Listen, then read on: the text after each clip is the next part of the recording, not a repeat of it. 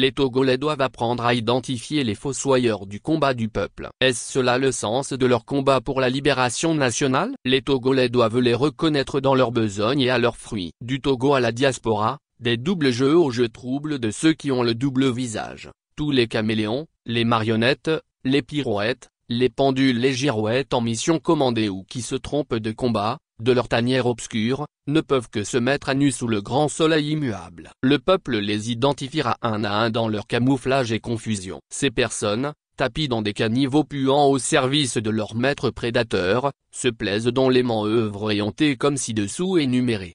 Traîner l'opposition togolaise dans la disgrâce et décrier son incapacité à résoudre le mal togolais, œuvrer au niveau de la conscience collective pour faire admettre que l'opposition togolaise n'est pas. Ils prétendent qu'ils ont la capacité de dissoudre l'opposition dans de l'acide, induire la fragmentation et la fragilisation de l'opposition togolaise en lutte pour l'alternance et la libération nationale, créer les conditions de la démobilisation populaire du peuple, de la résistance et de résilience. Pour parfaire leur camouflage et embellir leur blason, ils se livrent à des dénonciations de quelques dossiers troubles et indigestes de leur maître prédateur des richesses du Togo.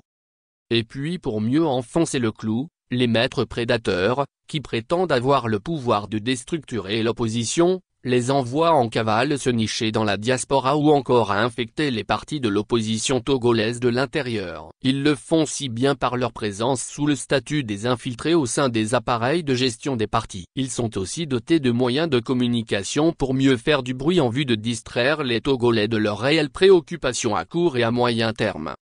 Vider le peuple de son énergie révolutionnaire. Ce sont des personnalités énergétivores qui désorientent la force révolutionnaire du peuple destinée à conclure ce noble combat de la libération nationale et d'alternance.